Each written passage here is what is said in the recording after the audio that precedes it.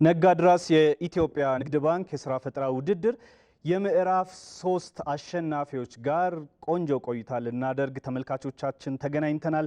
እንዴት አላችሁ? እንዴት ሰነበታችሁ? እሁድ ከሰዓታችሁን ከኛ ጋር የአሸናፊዎች ጨዋታ ልትሰሙ ስለተዘጋጃችሁ እጅግ አድርገን እናመሰግናለን። አቤል ኃይለሥላሴ ነኝ። 5 ሚሊዮነሮች መካከል ከ1 እስከ 3 የወጡትን ዝነኞች ሚሊዮነሮች ይዤላችሁ መጥቻለሁ። ከነሱ ጋር ጥሩ ቆይታ እናደርጋለን። አብራችሁን ቆዩ። ከማስታወቂያ በኋላ ተመልሰን እንገናኛለን።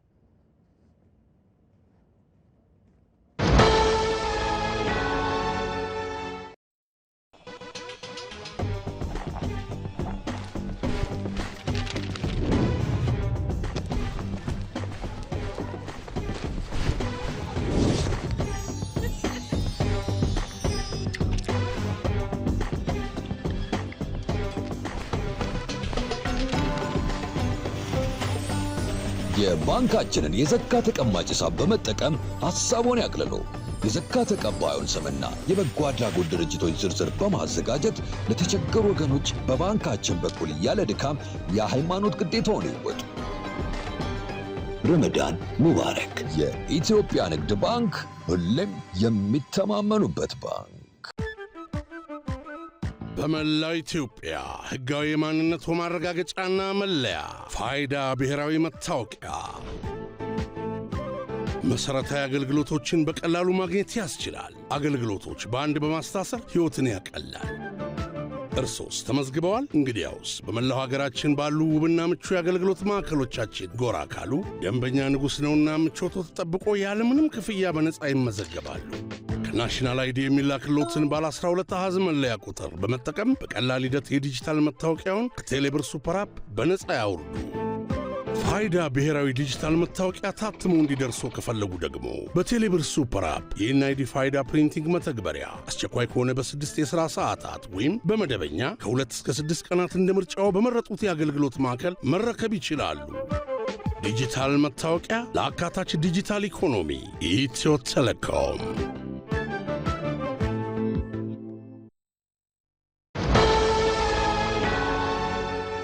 ነጋድራስ የኢትዮጵያ ንግድ ባንክ የሥራ ፈጠራ ውድድር በምዕራፍ 3ቱ ትንቅንቅ አሸናፊዎቹ እንግዲህ ኃይለኛ ፍልሚያ አድርገው ከ1 እስከ 5 የወጡት ተወዳዳሪዎች ተለይተው ባሳለፍነው ወር በየካቲት ወር ማለት ነው የካቲት 30 ቀን አሸናፊዎቹን አውቀናል። የካቲት ወር የአድዋን ድል የሰራንበት ነው። ደግሞ በየካቲቱ ወር መጨረሻ ቀን በ30 እነዚህ ተወዳዳሪዎች ዳግም የኢኮኖሚ ነፃነትን የምናረጋግጥበትን አድዋን ሰርተው ነበረ። ከ5 ሚሊዮነር ተወዳዳሪዎች መካከል በዛሬው ዕለት 3ቱ ተወዳዳሪዎች እዚህ ይገኛሉ። ከ1 እስከ 3 የወጡት ጥንድ ጥንድ የሆኑም አሉ፣ እንዲሁም ደግሞ ለብቻው የመጣም አለ። እስኪ እነዚህን ሚሊዮነር ተወዳዳሪዎችን እንኳን ደህና መጣችሁ እንበላችሁ። እንኳን ደህና መጣችሁ። የድል ስሜት አለው። አሁን ከእናንተ ጋር ራሱ ቆይታ ማድረግ ደስ ይላል። እንዴት ነው አሁን? ዝነኛም ናችሁ፣ ባለሀብትም ናችሁ። እንዴት እያረጋችሁ ነው? ቀድሞ ላለ ድል እስቴን እንዴት ነበር አብርሼ? አሪፍ ነው፣ ግን አሁን መላ ፈላጊ ነን። ከጊዜ በኋላ ነው መላ ፈጣሪ የምንሆነው እንጂ መላ ፈላጊ መላ በካሽ ማለት ነው። የካሹን መላ ድርጅታችን እስከመከፈት መላ ፈላጊ ነን አሁን ነው። ከጊዜ በኋላ መላ ፈጣሪ ነው የምንሆነው ማለት ነው። በጣም አሪፍ፣ በጣም አሪፍ። 1.8 ሚሊዮን አይደል? ከ1 እስከ 3 ላላችሁት አጠቃላይ 2 ሚሊዮን 150 ሺህ ብር ነው የኢትዮጵያ ብሮድካስቲንግ ኮርፖሬሽን የሸለመው። ይሄ ብቻ ደግሞ አይደለም። የኢትዮጵያ ንግድ ባንክ 10 ሚሊዮን ብር ያለ ማስያዣ የተሰጠ ብድር አላቸው። ከሱ በተጨማሪ ግን የኢትዮጵያ ብሮድካስቲንግ ኮርፖሬሽን 2 ሚሊዮን 150 ሺህ ብር ሸልሟቸዋል። ከዛ ውስጥ ከ1 እስከ 3 ላላችሁት 1.8 ሚሊዮን ብር ነው የሚደርሰው። አብርሃምና አብዲ 1 ሚሊዮኑን ወስደውታል። እንዲሁ ደግሞ እነ ምስጋናው 500 ሺህ ብሩን እና አበባው ደግሞ 300 ሺህ ብሩን ወስዳቸዋል። ስለዚህ 1.8 ሚሊዮን ብር ማለት ነው ገብቷል። አካውንቱ እንዴት ነው? ክሊክ አድርጓል? ገብቷል። ወስዳችኋል ሁላችሁ? ስለዚህ እንግዲህ በተባለው ሰዓት ሽልማታችሁን የኢትዮጵያ ብሮድካስቲንግ ኮርፖሬሽን አስረክቧል ማለት ነው። በጣም አሪፍ። እና እንዴት ነው የባለ ሀብትነቱ ስሜት እየመጣ ነው? ያው ዝና የሚለው አክቹአሊ ያው በመላ ሀገር ስለሚተላለፍ ፕሮግራሙ ብዙ ሰው ይከታተለዋልና በተለያየ ኦፊሶች ወይም የተለያዩ ቦታዎች ስንሄድ ያውቁናልና ያው አብዛኛው ኮንግራጁሌሽን ይለናል። በጣም ነው ደስ የሚል። እንደገና ደግሞ አገልግሎታችን ምናምን ሁሉም ነገር አስተዋውቆልናል የነጋራስ ፕሮግራም ማለት ነው። ስለዚህ ስራችንን ሞር በሀገሪቱ ተደራሽ እንዲሆንና ምን እንደምንሰራም ራሱ ስላስተዋወቀ ቅድሚያም ይሰጣል። ግባ ምስጋናው እንዴ አንተ አሸናፊው ልጅ አይደለህ ትባላለህ በየቦታው። በጣም አሪፍ። ስለዚህ በድጋሚ እንኳን ደስ አላችሁ ልላችሁ እወዳለሁ። ወደ አብርሃምና አብዲ እስኪ እንምጣ። አብርሃምና አብዲ በጣም ልበ ሙሉዎች ነበራችሁ አይደል? በጣም ኮንፊደንት ነበራችሁ። ግን ሽልማቱ ወዲያው እንደተሰጣችሁ ዝም ጭጭ አላችሁ። እኔ ያንን ተመልክቻለሁ። ምንድን ነው? ወይስ ስለ ቀጣዩ ጉዟችሁ እያሰባችሁ ነው ወይ ደግሞ ምንድን ነው ብዬ በጣም እያሰብኩ ነበር። ያ ሁሉ ልበ ሙሉነት የለም። ምንድን ነበር ምክንያቱ? አለን አልጠፋንም እና ታምቆ ነው ችግራችን እንትን ነበርና ካፒታል ስላጣን ነው እስከዛሬ ቆየን እና ወደ 8 ዓመት ሆኗል እኮ ሰላሌ ካር ካምፓኒ ካቋቋምኩና እዛ ውስጥ የሚሰሩ ሞተር ሳይክሎችና መኪኖች የኔ ፈጠራ ናቸው እና ከኔ ጋር የሚሰሩ ልጆች ደግሞ አሉ። ለምሳሌ አብዲ ብቻ ነው የምታውቁ እንጂ ሌላ ልጆች አሉ እና እነዚህ ፈጠሮች ወደ ገበያ እንዳይወጡ ያደረገው ፋይናንስ ስላጣን ነበር። አሁን ግን ፋይናንስ ስላገኘ ወደ ገበያ ለመግባት ነው እንጂ የጠፋ እንትን ያለው አለ እንደታመቀ ውስጣችን አለ ነው። አልጠፋ የት ወደፊትም አይጠፋም። አብዲስ አራለና አልጠፋንም። ያው አሁን 1 ሚሊዮን አለች ብለን ሆይ ሆይ ደስ አይልም በሚለው ነው። በኋላ በደንብ ስንስፋፋ እንወጣለን ብለን ነው እንጂ አለን አልጠፋንም። ስለዚህ እንታይ አንልም ብላችሁ ነው ማለት ነው። ውስጡን ነው የምንሰራው ብላችሁ። ለዛ መጀመሪያ እንስራ በሚለው ነው። በጣም አሪፍ በጣም አሪፍ። የኤሌክትሪክ ሞተር ሳይክሏን ከመስራታችሁ በፊት የኤሌክትሪክ መኪና ሰርታችኋል። ጃለኔ ነው የተባለችው። ጃለኔ ምን ማለት ነው ትርጉሟ? ጃለኔ ማለት ወደድናት ነው። ወደድናት። ዋው። አገልግሎቷን ነው በቃ ተመቸችኝ። ታውቃለህ እንደሰራን ምናምን ተመቸች እንትን ነበርና ስትሰራ ምናምን እሷ መኪና ብቻ ነበር የሰራሁትና ስትሰራ ጓደኞቼ ራሱ ከኔ ጋር የሚቀራረቡ ልጆች አሉ። ምንድነው እንደዚህ ላምራም በይዶ ምናምን ይለኛሉ እና አብሰሙን ደግሞ ከነጋድራስ ከተወዳደረ ከተሸለምነ በኋላ አሬ አሁን ደግሞ ቅጠረ ምናምን እያሉኝ ነው። በዛ ሰዓት እንደዛ የሚሉ ብዙ ነገር ተማርኩ ማለት ነው። ከዚህ ራሱ ከኔ ጋር ሌላ ሰውና ከኔ ጋር የሚቀራረቡ ዘመድ ምናምን ጓደኞች ራሱ ምንድነው አንተ ያተማ በቃ ምንድነው ላመራ መሰብሰቡ ነገር ምናምን ነበር የሚሉ። ውጤቱ ሲያዩ ደግሞ በቃ እንሰራለን ነው የሚሉት። በጣም አሪፍ። የሞተር ሳይክሏ ስም ግን ተወዳዳሪዎችም ትዝ ይላቸዋል። ሌሎቹም አሸናፊዎች ስሟ ማን ነው ብሎ በተለይ ከዳኛችን ከአቶ ፍጹም ጋር ኃይለኛ ግብግብ ውስጥ ነበሯል። ስም ቀይርላት ሌላ ስም አውጣላት በሚልና በጣም አስቂኝ ምላሽ ሰጥቶ ነበር። አብራ የምታስታውሱት ከሆነ ምንድነው ያለው? አባቴ ስም ሲያወጣ ጎበዝ ነውና አሁን እንደውም ሩቅ ቦታ ስላለ ነው እንጂ ቆይ ሄደን ስም እናስወጣላታለን ብለህ ነበር። አስወጣላት? ያው ወጥቷል። ማን ተባለች? መኩሪያ። በጣም አሪፍ። ስለዚህ ቀጥታ እንደውም ለራሳቸው በሚመቻቸው መልኩ አውጥተውላታል። ኮራሁባት ነው ኮራሁባትና አንዱ ደግሞ መኩሪያ ማለት በቃ ዝነኛ የነበረ አንበሳ ነበር ኢትዮጵያ ውስጥና እንትን ክብር ዘበኛ እንትን አንበሳ ነበር 6 ኪሎ አካባቢ ያደገ እና የአንበሳ ብዙ ታሪክ ነበር የሰራና በዛው ኮራንበት ይሆናል። በዛው ደግሞ የአንበሳው ታሪኩ የአንበሳ እንትን ምናምን ይሰራል ነበር። ታሪኩን በደንብ አርቤ ምናምን ነበር። አየር ማረፊያ ውስጥ ፊልም ራሱ አለ እና አየር ማረፊያ ውስጥ ራሱ ተቀጥሮ ይሰራል ምናምን ነበርና ከዚህ ላይ ምን እንማራለን? ያሳደገው አንበሳው ገብሬ ነበር። ዘበኛ እንትን ክቡር ዘበኛ ገብሬ ነበር የሚባለውና ይሄ ዘበኛ ሚሱ ሲያገባ የመጀመሪያ ሚንጀው መኩሪያ ነው እና ከዚህ ላይ እኛ ኢትዮጵያውያኖች ከእንስሳ ጋር ራሱ መኖር እንደምንችል እንማራለን ማለት ነው። ብዙ እንትን አለ ማለት ነው መኩሪያ የተባለች። ስለዚህ ያንንም ታሪክ የአንበሳውንም ታሪክ ለማስታወስ ብዙ ቱሪስቶች ይቀበል ነበረ። መኩሪያ እንደ አንድ ኩራታችንም ነበረ። በእርግጥም እናንተም በእርግጥ መኩሪያነታችሁ ለአባታችሁ ብቻ አይደለም ለመላው ኢትዮጵያውያንም እንዲሁ ኩራት ናችሁ። ስለዚህ መኩሪያ እንዴት ነው? አሪፍ ስም ነው አይደል? ሞራል ይገባቸዋል ባሉበት ለፋዘር። እጅግ አድርገን እናመሰግናለን። አብዲዬ ውድድሩ ሲጠናቀቅ አካባቢ የእናትን ሐዘን አስታውሰህ አንብተህ ነበረ። በውድድሩ ሂደት ላይ ነው እናትን ያጣኸውና ብትኖርልኝና ስኬቴን ባየሁት የምትለው ነገር አለ? ባሳየሁት ይህን ውድድር ራሱ ብታይ ደስ ይለኝ ነበረ። ምክንያቱም ስጀምረው ነበረች እና ጎበዝ ምናምን ስታበረታታኝም ነበረ እና ይህን መጨረሻውን ብታይ በጣም ደስ ይለኝ ነበረ። ለዛ ነው መጨረሻ ላይም የሆነ ስናሸንፍ ምናምን የሆነ ምንም እንትን አላለኝም። ታውቃለህ የደስታ ስሜት ሁላ ውስጥ የለም።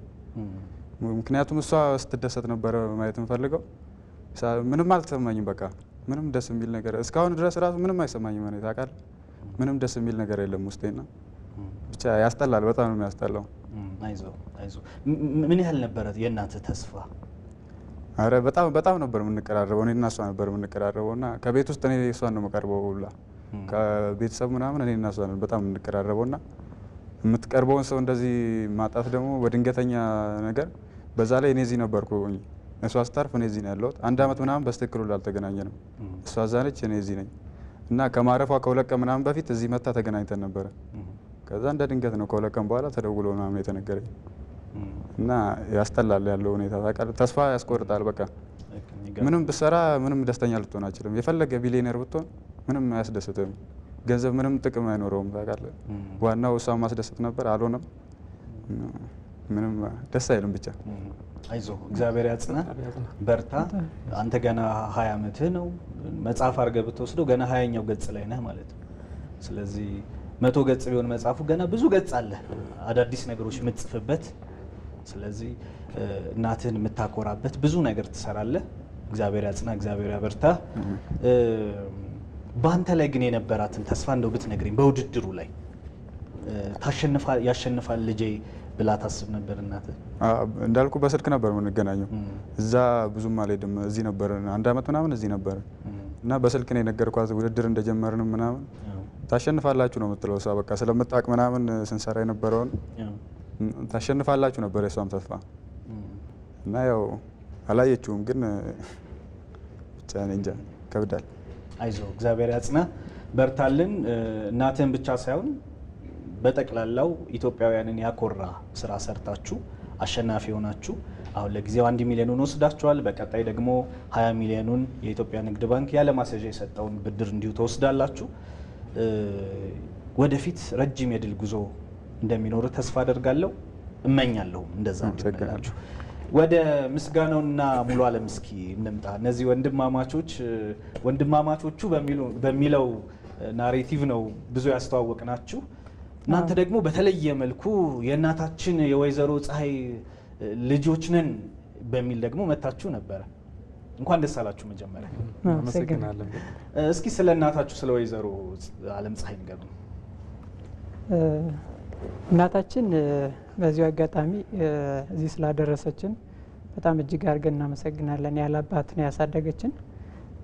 ከልጅነታችን ጀምሮ ከዛሬ 23 ዓመት እየሆነን ነው በራሳችን ነው ያደግነው። ከታች ክላስ ከኤሌመንታሪ ጀምሮ ያሳደገችን። 6ታችንም የቤተሰብ አባል ነን እና በእርሻ ስራ ላይ ነው የምትሰማረው። ያው ገበሬ ልጆች ነን። እያረስን የተማርነው በተራ በትምህርት ሲኖር በተራ እየተቀያየር ነው እያረስን፣ ታላቃችን ታናሽ እየተተካካን ነው እዚህ የደረስ ነው እና ጠንካራ እናት ስለሆነች በጣም እጅግ አድርገን እናመሰግናለን። እዚህም ስላደረሽን እጅግ አድርገን እናመሰግናለን። እንዲሁም ደግሞ ከዚህ በላይ ብዙ ስራ እንደምንሰራና ለሀገር ደግሞ የሚጠቅም ስራዎችን የያዝነው ስራ አስፍተን በደንብ እንደምናገለግል ሀገራችንን እዚህ አጋጣሚ ለመግለጽ እወዳለሁ። በጣም ደስ ይላል። ስለዚህ ባሉበት እንኳን ደስ አሎት ልንሎት እንወዳለን። ወይዘሮ ፀሐይነሽ ወይዘሮ ፀሐይነሽ ስመኘው እንኳን ደስ አሎት። በእውነቱ የእርሶ ህይወት የእርሶ አኗኗር ልጆቹ ላይ ያሳደረው ተጽዕኖ ቀላል አይደለም፣ የሚደነቅ ነው። ስለዚህ እንኳን ደስ አሎት እንላለን።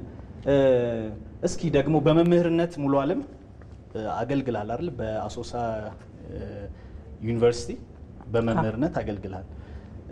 በመምህርነት በዩኒቨርሲቲ ውስጥ እንዳሳለፈ ሰው የአብርሃምና አብዲን ጉዳይ ላመጣው ነው።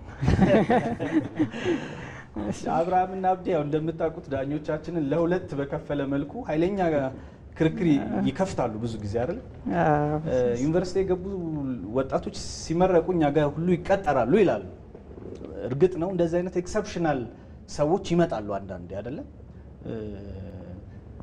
አንተ ትምህርት ቤት ውስጥ በተለይ በዩኒቨርሲቲ ህይወት ውስጥ እንደማለፍህ ደግሞ በመምህርነትም ጭምር እንደማገልገልህ እንዴት ታየዋለህ? ይህን ጉዳይ ምን ትላለህ? እንግዲህ እኔን እንደ ማስተማር ልምድ እንዳለኝና እንዲሁም ደግሞ ተማሪዎችም ስላሉ የእነሱን ሀሳብ እኔ ደግፋለሁም ማለት እችላለሁ። ምክንያቱም የተማሩት ነገር አለ ከኤሌመንታሪ ጀምረው እስከደረሱበት ደርሰው ግን የደረሱበት ላይ እነሱ ይሄን እንሰራለን ብለው የራሳቸውን የፈጠራ ስራ ይዘው ነው የመጡ። ሁሉም ግን መማር አለባቸው ብዬ ነው የማስበው። አብዛኛው መማር ጥቅም አለው፣ ጉዳት የለውም። የግዴታ ደግሞ ግን ምናልባት ለስራ ፈጠራ የሚያስፈልግ ነው እውቀት ለማግኘት ትምህርት ቤት መግባት ነው። ሌላው ደግሞ የኛ ዋናው አስተሳሰባችን መጀመሪያ ስንገባ ትምህርት ቤት እኛም ያደግነው ስራ ፈጣሪ ይሆናል ብዬ አይደለም። አሁን የስማሬ ነበረው አብዛኞቻችን መጀመሪያ ከታች ክላስ ጀምሮ ለምንድነው የምንማረው የሚለውን ማወቅ መቻል አለብን። ያንን ማይንድ ሴት መያዝ አለብን።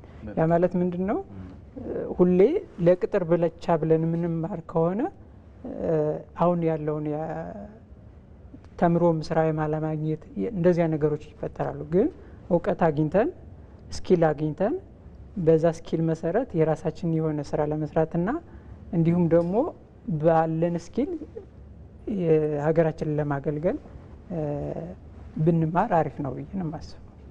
በጣም አሪፍ። እንዴት ነው ዝም አላችሁ? ተቀበላችሁት? አሪፍ ነው ሀሳቡ አይደል? አዎ፣ በተለያየ ሚዲያዎች ላይ እንደውም እየገባችሁ በዚህ ጉዳይም ስታወሩ ሰምቻለሁ። እኔም ምን አስባለሁ ልክ እንደ ቶማስ ኤዲሰን ይጠቀሳሉ አይደል? ብዙ ጊዜ ሳይማሩ እንዲያደረጉ ሰዎች እየተባለ ይኖራሉ። ኤክሰፕሽናል እንደዚህ አይነት ሰዎች ይኖራሉ። ግን መማር መፍጠን ነው፣ ማደግ ነው፣ ስህተትን አለመድገም ነው አይደል? ተሞክረው ውጤታማ የሆኑ መንገዶችን ከሌላው አይተህ ከዛ አንተ ስትጀምር ከዛ ቢያንስ ስህተቶችህን ትቀንሳለህ እና ከዛ አንጻር መማርን አፕሪሼት አድርገው ነገር ግን እነሱ አጋጣሚ የመጡበትን መንገድ በውስጣቸው ያላቸውን ታለንት ከማውጣት አንጻር ኤክሰፕሽናል የሆኑ ልጆች ብለን ልንገልጻቸው እንችላለን። እንደዚህ አይነት ልጆችም ካላችሁ በርቱ። መማራችሁ ደግሞ ይበልጥ ያፈጥናችኋል።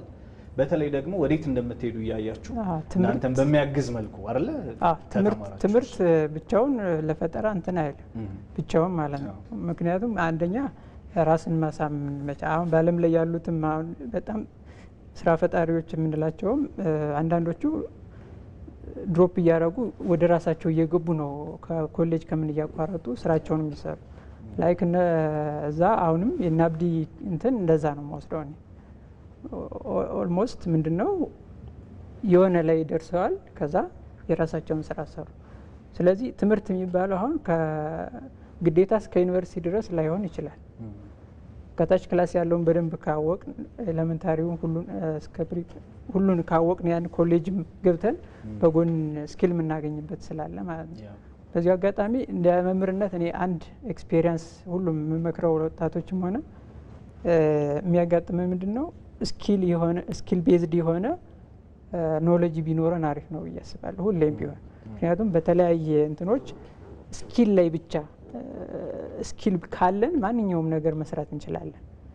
ለዛ ነው እኔ አሁን ለምሳሌ እንደ ሶፍትዌር ባለሙያ የተማርኩት ብቻ በቂ አልነበረም። ግን ከተለያዩ እንትኖች የራስ ስኪል ጨምሬበት ነው የተለያየ ኮርሶችን ወስጄ ነው ጨምሬ እንትን ምሰራው ማለት ነው። እና ያንን ቢለምዱ ያስባለሁ ሁሉም። በጣም አሪፍ ምስጋና ነው ትላለህ። ከምን ልጀምር? ከእናታችን ወይስ? እስኪ ከእናታችሁ። አዎ አንተም ላይ በተለየ መልኩ ያሳደረው ነገር ይኖራልና ስለ እናትህ የሚሰማህን ስሜት እዚህ ደረጃ ለመድረስህ በግል ደግሞ እንዳንተነትህ ምን አይነት አስተዋጽኦ ነበራቸው? እኔ በነገራችን ላይ ተሸናፊነት ስሜት የለኝም። ይህንን ደግሞ የወረስኩት ወይም ደግሞ ያዳበርኩት ከእናቴ ነው። እናቴ ምንም ነገር አይገድባትም ነበር። አሁን እኛን ለመንከባከብ እኛን ለማሳደግ ምንም ነገር አይገድባትም ነበር። እንግዲህ የሴት አርሶ አደር ምናልባት አውራምባ አካባቢ ነው የምናውቀው፣ ወደ እኛ አካባቢ ብዙም አልተለመደም። ግን የሴት አርሶ አደር እኛ አካባቢ እሷ አለች እና በቃ ከአውሬ ጋር እየተጋፋች ከአውሬ ጋር እየተሯሯጠች ነው እኛን ያሳደገች ማለት ነው። በቃ ይሳካላም በረከትም ይመጣል በዛው። ያው ትንሽ ስንሰራ እግዚአብሔርም እያገዘ እንደዛ ይሆናል ማለት ነው። እና ጥንካሬና ብርታት ከሷ ተምሬያለሁኝ። ያው መጠሪያችን አባታችንንም እናመሰግናለን። ያው ምናልባት የራሱ እውነት ሊኖር ይችላል፣ በዛ ሰዓት ያንን ሲወስን የራሱ እውነት ሊኖር ይችላል። ስለዚህ መጠሪያችንን ምንድን ነበር ውሳኔ? ምናልባት ታሪኩን ለማያውቁ ተመልካቾቻችን እኔ በልጅነቴ ነው ታሪኩን የሰማሁት እና የሆነ ስራ ላይ ላይክ እንደተጠበቀው አልሆነም። የሆነ እንትን ላይ አለ። በፊት ከፍተኛ ብዛት ያለው መሬት ያርሱ ነበር፣ አባታችን ያርስ ነበር። ከዛ ያ መሬት ሲወሰድበት ወደ ዝቅ ሲልበት ላይክ በጣም ታታሪው ሰራተኛ የሚይዘው የሚጨብጠው ነገር ያጣል ይመስለኛል። ከዛ በዚያው ጸባዩ እየተቀየረ ይሄዳል። ከዛ ከእናታችን ጋር አለመግባባት ሲገባ ማለት ነው። በዛ ያ ተደማምሮ ወደ መለያየት ይደርሱና ከዛ እሱ ከጊዜ በኋላ ወደ ገዳም እንደገባ ነው የተነገረ እና ይሄ ነው ያለው ኬዝ እና ያንን ሲያደርግ ያው ማለት እኔ አልፈርድበትም በሱ። ምናልባት አንዳንድ ጊዜ ውሳኔ የሚያስወስኑ ነገሮች ይኖራሉ። ከኢሞሽን በላይ ሲሆን እንደዛ ይወሰናል ማለት ነው እንጂ ልጅን ትቶ ይሄዳል የሚል እምነት የለኝም። እና እናታችን በጣም ጠንካራ ናች። ከዚህ በላይ ደግሞ እንደምናስደስትሽ እንደምናኮራሽ እርግጠኛ ነኝ። እናመሰግናለን በዚህ አጋጣሚ። እኛም በጣም እናመሰግናለን። በዚህ አጋጣሚ እስካሁን የት እንዳለ አናውቅም። ያው አክቹአሊ ፎቶም ብዙም ስለሌለን ያኔ ገዳም እንደገባ ነው የምናውቀው በወቅቱ ብዙው በ2 አመት ወይ 3 አመት ውስጥ ብዙው። ከዛ ወዲያ ግን አድራሻውም አናውቅምና በዚሁ አጋጣሚ እንዲሁም የሚያዩ ከሆነ የሚከታተሉም ከሆነ ካለን በህይወት አለው ቢለን እጅግ በጣም ደስተኞች ነን ማለት ነው። በጣም አሪፍ። ግን እዛው ላይ ናብዲ ሀሳብ ላይ ይቅርታ ወደሱ ከማለፋችን በፊት እሰጣለሁ እድል። እኛም እንግዲህ ብዙ አስተዋውቀናችኋል፣ የምህረቱ ልጆች እያለን መጠሪያ ሆናችኋል። መጨረሻ ውድድሩን በድል ስታጠናቅቁ ለአባት ኩራት ሆናችሁ መጠሪያ ሆናችኋል። ስለዚህ የነዚህ 2 ጀግና ስራ ፈጣሪዎች አባት ጋሽ ምህረቱ ገዳም እንደገባ ነው ከዚህ በፊት የሰሙት። በተለያየ አጋጣሚ እንግዲህ እሳቸውንም የምታውቁ ካላችሁ በዚህ አጋጣሚ እንድታገናኟቸው ጥሪያችንን ልናስተላልፍ እንወዳለን።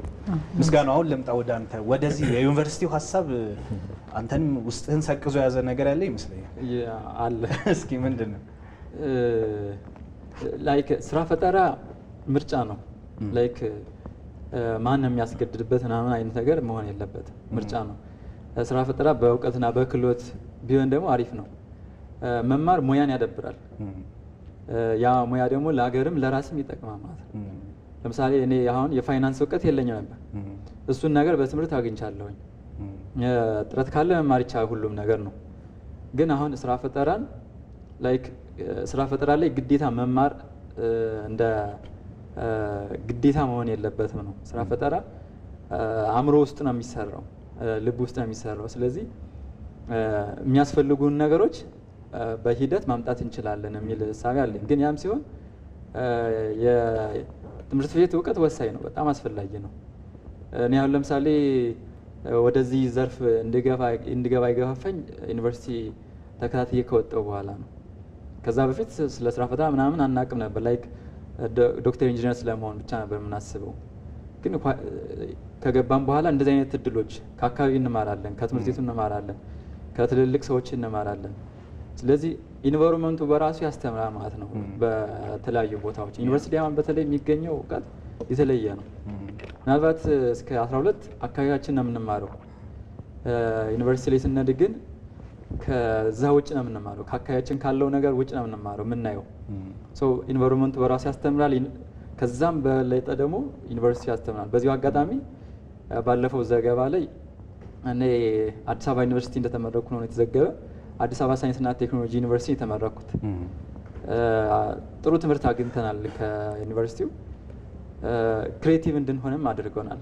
ያው ብዙ ነገር ባይሟሉ ያኛው ያልተሟላው ነገር ወደ ፈጠራ ወደ ስራ ፈጠራ እንድንሄድ አግዞናል። ስለዚህ የትምህርት ቤቱም እውቀት ዞሮ ዞሮ ጥቅም አለው።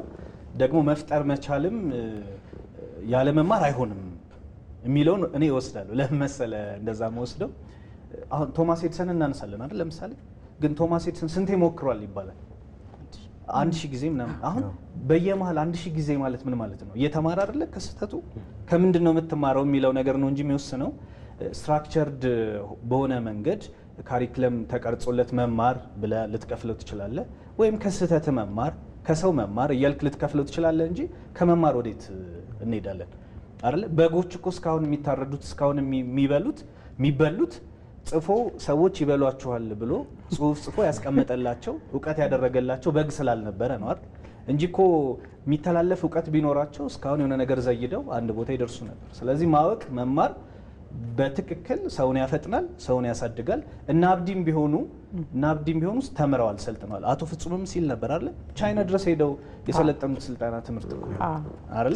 ስለዚህ ምናልባት የምንማርበትን መንገድ ወይውን ሞር ኦፍ ፕራክቲካል ለማድረግ በሚለው ሀሳብ እነሱም እንደው እንዳናፍናቸው የመጨረሻ አንድ ነገር ይበሉ። ስለነሱ አውርተን ሀሜት እንዳይሆንብን አስቀምጠናቸው አብዲ ጀምርና ወደ አብርሽ እንመጣለን። እሺ እንትን ነበር ይታቃለ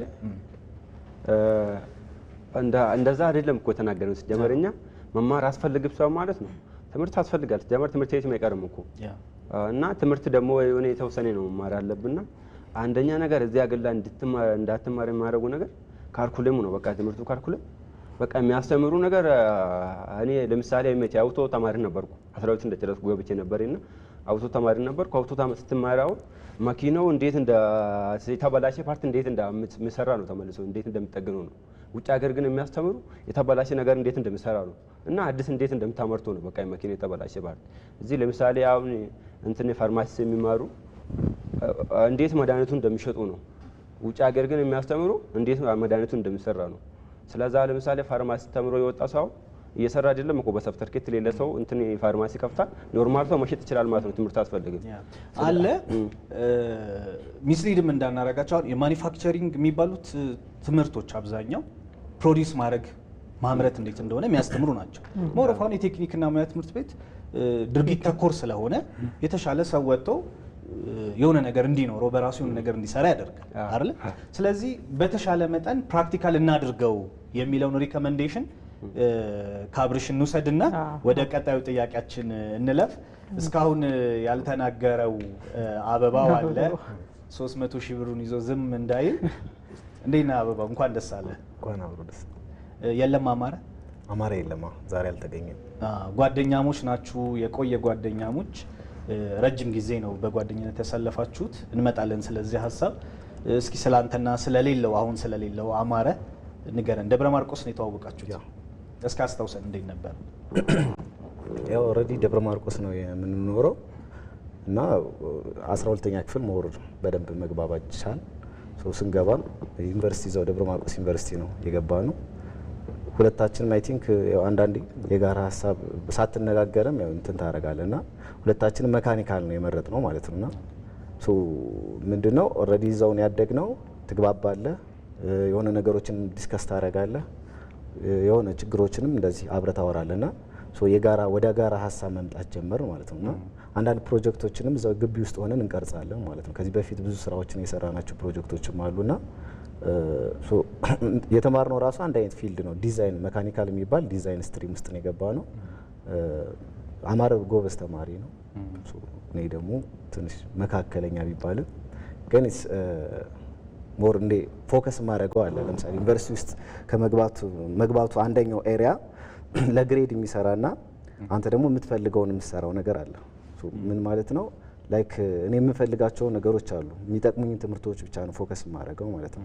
ለምሳሌ ዩኒቨርሲቲ የና አብርሽ መግባት አለ መግባት ምናምን የሚለው ምርጫ ነው። ኦልሬዲ ሰው መስመሩን ካገኘ መሄድ ይችላል። ግን አያስፈልግም ተብሎ አይደለም የሚወራው።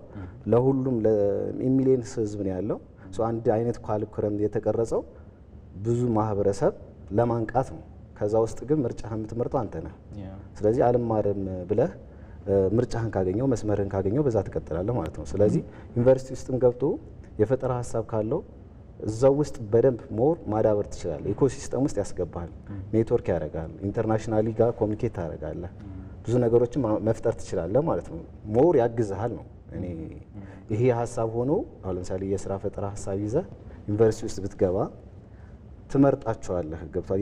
የት ጋ ነው ፎከስ ማረገው የሚለው ግን በአብዛኛው የሚማረው ምንድነው ኦሬዲ መሸምደር ነው፣ ግሬድ ነው፣ ፎርም ማምጣት ምናምን የሚለው ነው። ብዙ ጓደኞች አሉ ያው ኦሬዲ ፎርም ምናምን አምጥተው፣ እኛ ጋር ግን እዛ ፎከስ የምናደርገው 3ኛ ዓመት ጀምረን ፕሮጀክቶችን እንሰራ ነበር። እየተማር እዛውን ፕሮጀክቶችን እንሰራለን እና እቺ ሀሳብ በጣም ሁላችሁንም የምታነቃቃ ሆና ነው ያገኘዋል። አበባውም በዚህ ጉዳይ መጥቷል የራሱን ሀሳብ ይዞ። ግን ምናልባት ጓደኛ አማረ የተለየ አይነት የልጅነት ጊዜ እንደነበረው ከዚህ በፊት ሰምቻለሁ እና በጎን የተለያዩ ስራዎችን ይሰራ ነበር። ማለት ስኪልፉል ነው፣ መልቲ ታለንትድ ነው እና ራሱን በብዙ ክህሎቶች ይገነባ ነበረ። ምናልባት እሱ እንደዛ ማድረጉ ለስራ ፈጣሪነት፣ ንግድን ለማስፋት፣ ንግድ ለመጀመር ያገዘው ነገር ይኖራል ብለህ ታስባለህ? ያ እንደ ቅርብ ጓደኛ ይሄም ኦልሬዲ እኔም ሰራው የነበረው እሱም ሰራው የነበረው ማለት ሞር ክሬቲቪቲ ላይ የሚጨምረው እሱ ነው። ህፃን እያለ የምታረጋቸው ስራዎች አሉ፣ አንዳንድ ተሳትፎዎች የምታረግባቸውና ሀሳብ ራሱ እዛ ላይ ነው የሚገነባው ማለት ነው። አይዲያም ሲመጣ ከዛ ፍላጎት ይመጣልና ስለዚህ ወደዚህ የሚያመጣው አይ ቲንክ እሱ ነው። ብዙ ነገሮች ላይ ይሳተፋል፣ ላይክ ብዙ ስራዎች ላይ ማለት ነው። በጎ አድራጎትም ሊሆን ይችላል። ብዙ አማረ ያው ማደንቀው ብዙ ስራዎች ላይ ይሳተፋል እና እሱም ነገር ጠቅሞታል ብዬ አስባለሁ። በጣም አሪፍ። ወደ ውድድሩ እንምጣ። እንግዲህ ነጋድራስ የኢትዮጵያ ንግድ ባንክ የስራ ፈጠራ ውድድርን በ3ኛ ደረጃነት አጠናቃቸዋል። የ300 ሺህ ብር ሽልማት ወስዳቸዋል። ነገር ግን ሽልማቱን ስትቀበሉ እኔ ላይቭ ተላልፎ መጨረሻ ላይ ነው ያየሁት፣ ሲደገም ነው የተመለከትኩትና ሽልማቱን ስትቀበሉ ትንሽ ኮስተር ያላችሁ አይነት ነገር መስሎ ተሰማኝ። ምንድን ነው በጊዜው የነበረው ነገር? አይ ቲንክ ሜቢ አንዳንዴ ያው ወይ ውጤትም ላጠብቅ ትችላለህ ሞር ግን ያኔ የነበረው ኦልሬዲ አይ ቲንክ አስተባባሪ ያላችሁና አንድ ሰው ሄዶ ያምጣ ብሎ ነበር ላይክ ሰርቲፊኬቱን። ለዛ ነው እኔም ትንሽ ወደ ኋላ የቀረሁት ማለት ነው። ያኔ የነበረውና ደግሜ ነው አይደል የጠራው እና እንጂ አብረው ምን ሆነ ነው የተቀመጥከው ብዬ ነው እንደገና ያስነሳው እና ያኔ ትንሽ ሚስ አላይመንት ነበር፣ የሆነ አንደርስታንዲንግ አለማድረግ ነው እንጂ ኦልሬዲ ሁሉም አሸናፊ ነው። ይሄን ያህል እንትን የሚደብረንም ነገር አይደለም። ግን ያኔ ያው የምጠብቀውን ነገር ካላገኘ ትንሽ ሊሆን ይችላል። ስንተኛ ነበር የጠበቃችሁት? ያው ሁሉም የሚጠብቀው አንደኛ ነው። እና ምን ነው አሳቂ? አይ ለምን መሰለህ ሁሉም ሰው የግድ ለማሸነፍ ነው የምጠብቀው፣ እንደዛ ነው። ስለዚህ ያው የመጣውን ደግሞ መቀበል ይሄ የተፈጥሮ ባህሪ ነው። እኛም ሁሌ የምናደርገው ነው። ደግሞ አሸናፊ ማለት ፕሮጀክቱ ሲያሸንፍ ነው። እኔ ብዙ ጊዜ የምረዳው እንደዛ ነው።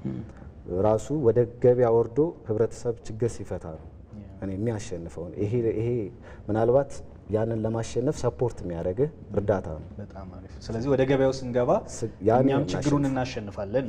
በጣም አሪፍ። ተመልካቾቻችን በእሁድ ከሰዓታችሁ እየተከታተላችሁ የምትገኙት ነጋድራስ የኢትዮጵያ ንግድ ባንክ የስራ ፈጠራ ውድድርን የምዕራፍ 3 አሸናፊዎች ከ1 እስከ 3 የወጡትን ተወዳዳሪዎች ነው። 1.8 ሚሊዮን ብር ከኢትዮጵያ ብሮድካስቲንግ ኮርፖሬሽን ተቀብለዋል። ከ1 እስከ 3 የወጡት 4ና 5ኛ የወጡት ተወዳዳሪዎች ደግሞ እንዲሁም የ200 ሺህ ብርና የ150 ሺህ ብር ሽልማትን ተቀብለዋል። ይሄ ብቻ አይደለም። የኢትዮጵያ ንግድ ባንክ ያለ ማስያዣ 10 ሚሊዮን ብር ለአምስቱም ተወዳዳሪዎች ሰጥቷቸዋል። እንግዲህ አሁን ባለሀብት ሚሊዮነር የሆኑ ስራ ፈጣሪዎች ናቸው። አሸንፈው ወደ ገበያው ተቀላቅለዋል። ከነሱ ጋር ያለንን ቆይታ ነው እየተመለከታችሁ የምትገኙት። እሁድ ከሰዓታችሁን ከኛ ጋር እያሳለፋችሁ ስለሆነ እጅግ አድርገን እናመሰግናለን። ማስታወቂያ ተከታትለን ተመልሰን እንገናኝ።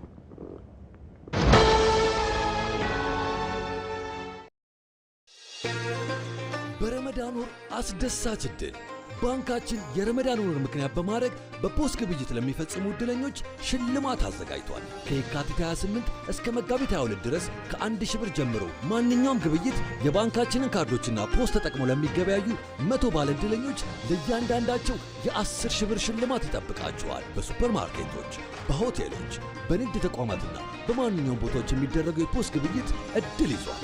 ግብይቶን በኢትዮጵያ ንግድ ባንክ ፖስ ያደርጉ፣ 10 ሺህ ብር ይሸለሙ። የረመዳን ግብይት በሽልማት ይደምቃል። ረመዳን ሙባረክ። የኢትዮጵያ ንግድ ባንክ ሁሌም የሚተማመኑበት ባንክ። በመላው ኢትዮጵያ ሕጋዊ የማንነት ማረጋገጫና መለያ ፋይዳ ብሔራዊ መታወቂያ መሰረታዊ አገልግሎቶችን በቀላሉ ማግኘት ያስችላል። አገልግሎቶች በአንድ በማስታሰር ሕይወትን ያቀላል። እርሶስ ተመዝግበዋል? እንግዲያውስ በመላው ሀገራችን ባሉ ውብና ምቹ የአገልግሎት ማዕከሎቻችን ጎራ ካሉ ደንበኛ ንጉሥ ነውና ምቾቶ ተጠብቆ ያለምንም ክፍያ በነፃ ይመዘገባሉ።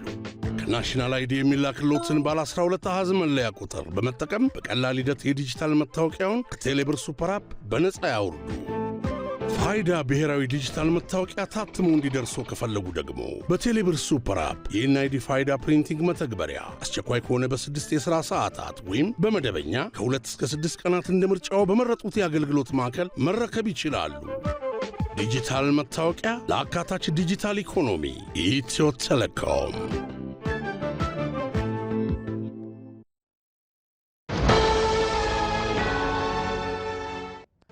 እየተከታተላችሁ የምትገኙት ነጋድራስ የኢትዮጵያ ንግድ ባንክ የሥራ ፈጠራ ውድድር የምዕራፍ 3 አሸናፊዎች ከ1 እስከ 3 የወጡት ወይም ደግሞ የኢትዮጵያ ብሮድካስቲንግ ኮርፖሬሽንን 1.8 ሚሊዮን ብር የወሰዱትን ሚሊዮነር ወደፊት ቢሊዮነር ይሆናሉ ሚሊዮነር አሸናፊዎች ስራ ፈጣሪዎች ጋር ያለንን ቆንጆ ቆይታ እየተከታተላችሁ ነው የምትገኙት።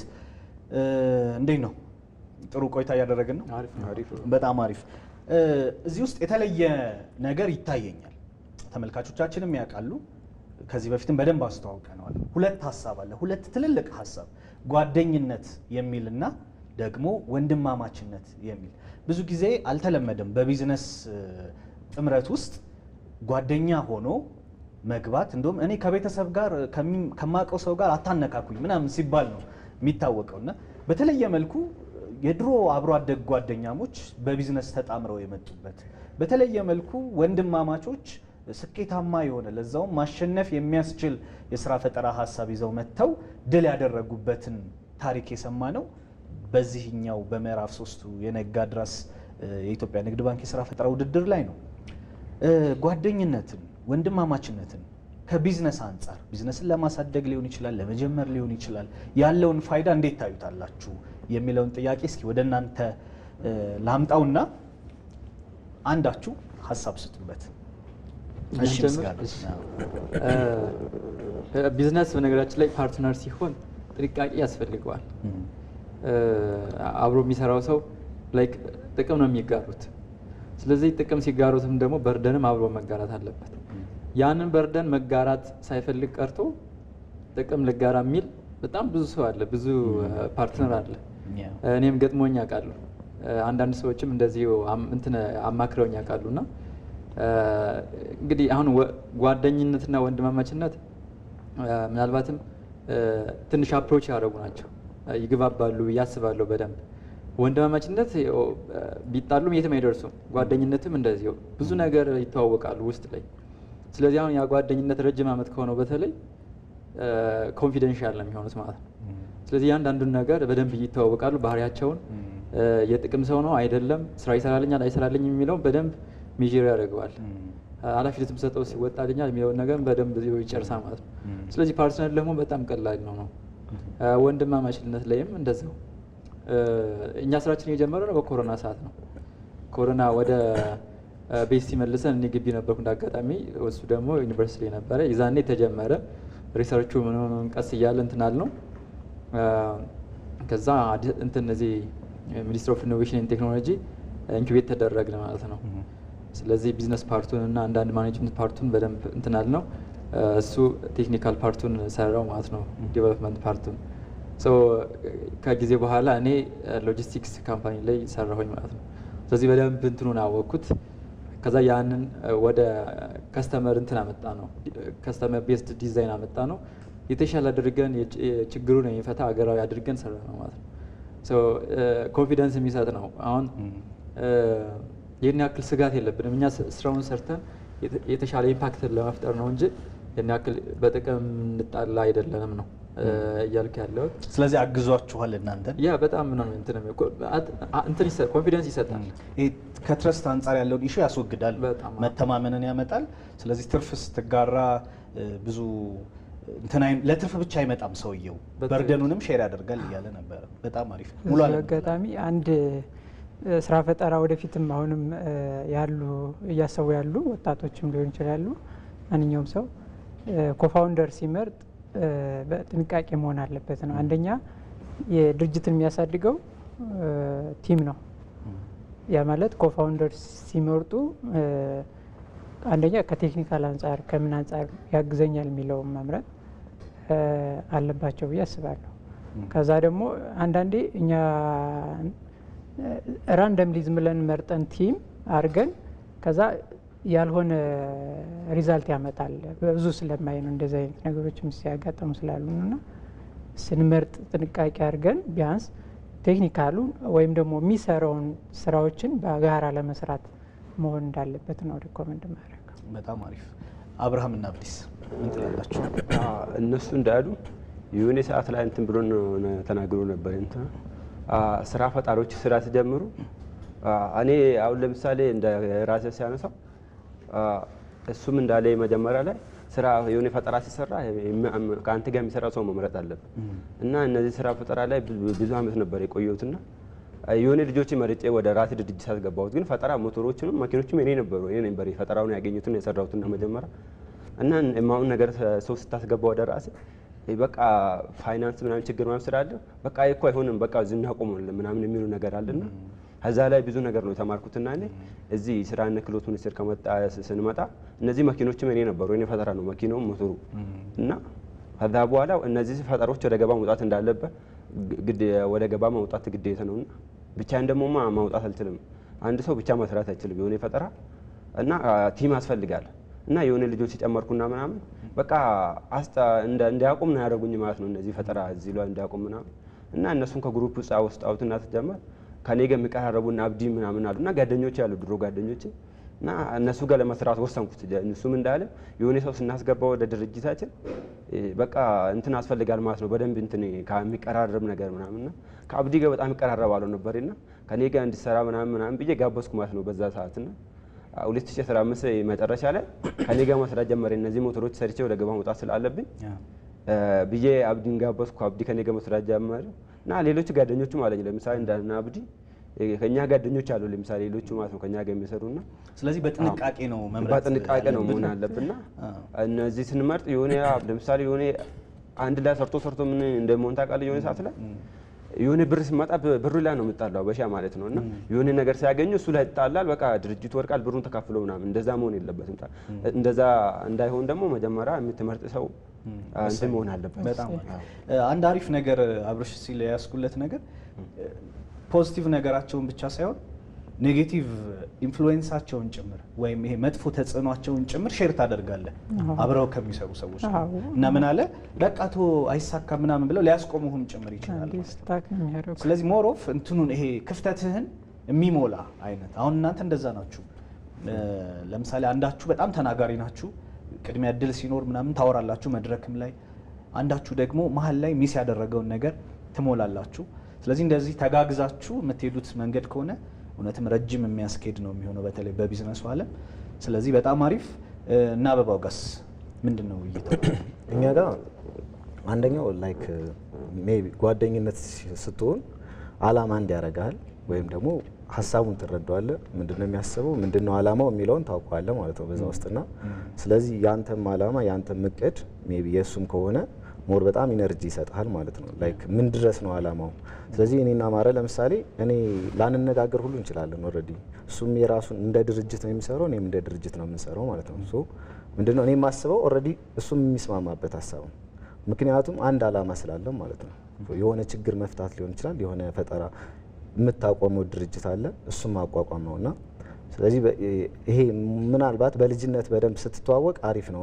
ምክንያቱም እያንዳንዱን አስተሳሰቡን እቅዱን ሁሉን ነገር ታውቀዋለህ ማለት ነውና እኔና አማራ አሁን ለምሳሌ እኔ ያለኝን ስኪል እሱ የለውም፣ እሱ ያለው ስኪል እኔ የለኝም። ይሄ ምንድነው አንድ አይነት ሙያ ቢኖረን ምንም ኦልሬዲ እኔ የምሰራው ነው ማለት ነው። እሱ ነገር ያለው ጋር እሱ ይሰራል፣ እኔ ያለው ጋር። ስለዚህ ሁለቱንም መርጅ ስታደርገው አንድ የተሻለ ስራ ትሰራለህ ማለት ነው። በተለይ ደግሞ ትረስቱ ነው ዋናው። ምንም አይነት ቢመጣ እኔ አሁን በስራ ልንጣላ እንችላለን፣ በገንዘብ ወይም ደግሞ አለመተማመን የሚባል ውስጣችን የለም ማለት ነው። ምናልባት ስራ ስትሰራ ይሄ ይሁን ብለህ ላትስማማ ትችላለህ። ግን ሄደ ምንድነው እያንዳንዱ ሪፈረንስ ይዘን የሆነ ነገር ይዘህ መጠህ ለማስማማት የራስን ትሞክራለህ ማለት ነውና ስለዚህ ሜቢ ጓደኝነት ስትመርጥም ያው እንደተባለው ተጠንቅቆ ቢሆን አሪፍ ነው።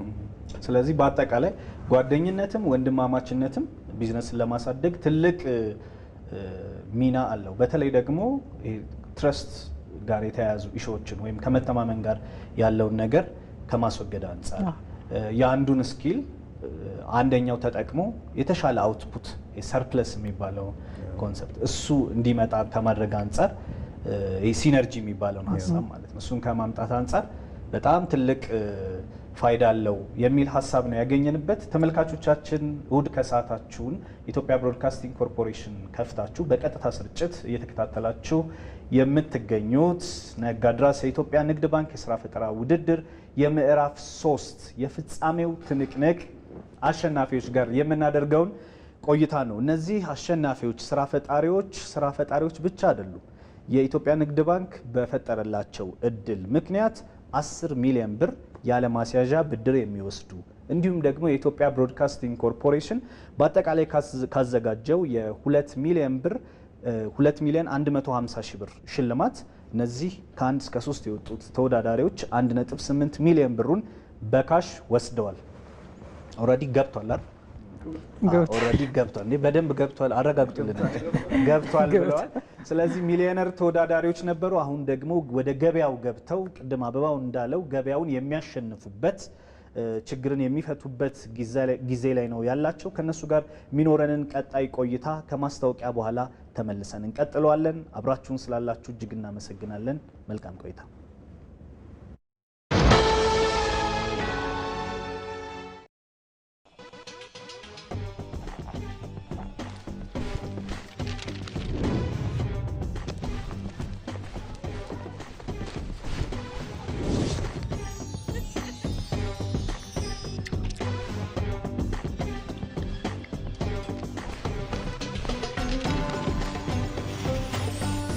የባንካችንን የዘካ ተቀማጭ ሂሳብ በመጠቀም ሐሳቦን ያቅልሉ። የዘካ ተቀባዩን ስምና የበጎ አድራጎት ድርጅቶች ዝርዝር በማዘጋጀት ለተቸገሩ ወገኖች በባንካችን በኩል ያለ ድካም የሃይማኖት ግዴታውን ይወጡ። ረመዳን ሙባረክ። የኢትዮጵያ ንግድ ባንክ ሁሌም የሚተማመኑበት ባንክ። በመላው ኢትዮጵያ ሕጋዊ የማንነት ማረጋገጫና መለያ ፋይዳ ብሔራዊ መታወቂያ መሰረታዊ አገልግሎቶችን በቀላሉ ማግኘት ያስችላል። አገልግሎቶች በአንድ በማስታሰር ሕይወትን ያቀላል።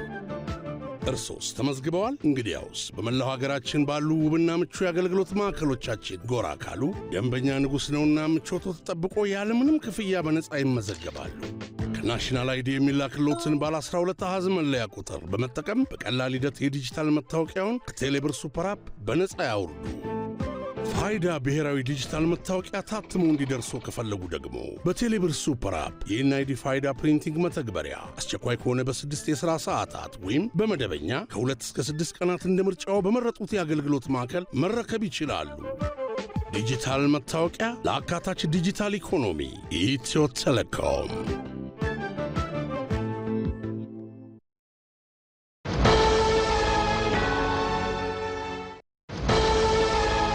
ነጋድራስ የኢትዮጵያ ንግድ ባንክ የስራ ፈጠራ ውድድር የምዕራፍ 3ቱ ትንቅንቅ አሸናፊዎቹ ጋር እያደረግን የምንገኘውን ቆይታ ነው የተከታተላችሁ የምትገኙት ተመልካቾቻችን። እሁድ ከሰዓታችሁን ከኛ ጋር እያሳለፋችሁ ስላላችሁ እጅግ አድርገን እናመሰግናለን። ያለንበት ጊዜ የጾም ወቅት ነው። በተለይም ደግሞ በኢትዮጵያ ኦርቶዶክስ ተዋሕዶ ቤተክርስቲያን በዛሬው ዕለት የደብረ ዘይት በዓል ይከበራል። እኩለ ጾም ማለት ነው። እንኳን አደረሳችሁ ልንላችሁ እንወዳለን። ይህ ብቻ አይደለም። ሙስሊም ወንድሞቻችን የእስልምና እምነት ተከታዮችም እንዲሁ የረመዳን ጾምን እያደረጉ የሚገኙበት ነፍስንም ስጋንም ራስን ለፈጣሪ የሚሰጥበት ወቅት ላይ ነው ያለ ነው።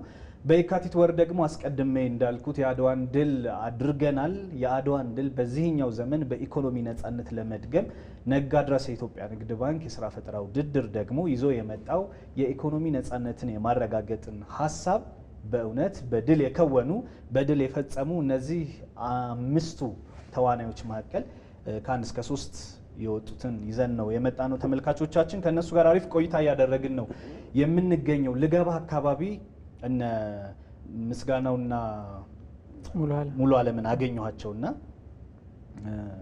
ስንተኛ መውጣት አስባችሁ ነበር አልኳቸውና እኛ ያው መጀመሪያ ሁለተኛ እንወጣለን ብለን አስበን ነበር አሉኝ። ቅድም አበባው አንደኛ ነው ያሰብኩት እያለ ነበርና ሁለተኛ መውጣት አስበን ነበር አሉ። እንዴ አንደኛ ማንን አርጋችሁ አልኳቸው። ያው ልጆቹን ነዋ አሉ። ቅድሚያ ለልጆች ብላችሁ አይደለም አይደል? ለወጣቶቹ ብላችሁ አይደለም። ያው በእርግጥ በጣም ጎበዞች ናቸው። እነሱን አንደኛ አድርገን እኛ ራሳችንን ሁለተኛ አድርገን ነበረ እና እንደውም በጣም ስራቸውን ከማድነቃችን የተነሳ እንገዛቸዋለን ሁሉ ብለዋል። አሁን መድረኩ ለግብይቱ ልተው። እንዴት ነው? እዚሁ ነው የምከፍሉት? አሁን ነው ግብይቱ የሚፈጸመው ወይስ ፕሮዳክሽን ላይ ሲገቡ ወይም ደግሞ ፕሮዳክት ካለ አሁን ራሱ እንፈጽማለን፣ ምንም ችግር የለም። ምክንያቱም አለ ከግማሽ ሚሊዮን 500 ሺህ አለ። ስለዚህ እኛ ራሱ ወደነዋል ስራውን እና እኛም ልንገዛው እንችላለን እያሉ ነበረ። አመስግነናለች።